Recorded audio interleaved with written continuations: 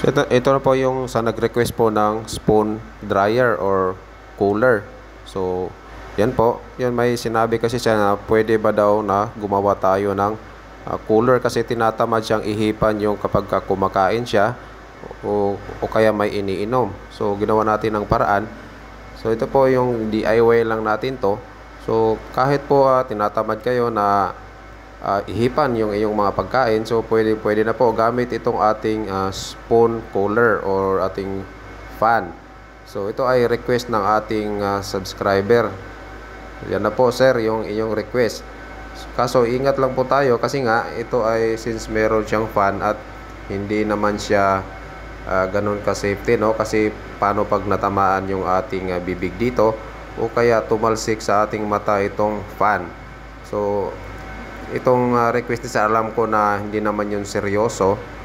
Yan. Pero ginawan pa rin natin para masatisfy po yung ating subscriber sa kanyang request. So ito na po sir yung inyong request. Sana po is masiyahan kayo sa inyong nakita. At saka kung gusto nyo materyales, kung magtatanong kayo, yan makikita naman po 9 volts lang po na battery yan. Tapos meron tayong itong dynamo o DC motor na 9 volts din po yan. Tapos yung sa gitna, yan po ang limit switch or micro switch. So parang push button lang siya. Pag i-push mo, nag-o-on siya at pag release mo ay nag-o-off din. Yan, pwede din siyang gawing pang mix kaso lang yun nga tatalsik siya. So yan, hindi naman po seryoso yung request ni sir, pero ito ginawan pa rin natin kasi mahal natin yung ating mga subscribers. So ingat lang po kung gusto nyong gayahin o mag DIY kayo, ito naman po ay hindi seryoso na gamit talaga. Gusto ko lang i-share din po sa idea mga DIY projects. At saka kung gustong may gumaya man, o yan, ingat lang po kasi nga ito hindi naman siya ganun ka-safe.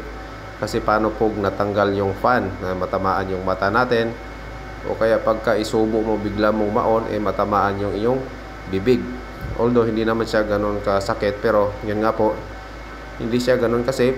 At ginawa lang natin to para masatisfy yung ating subscriber.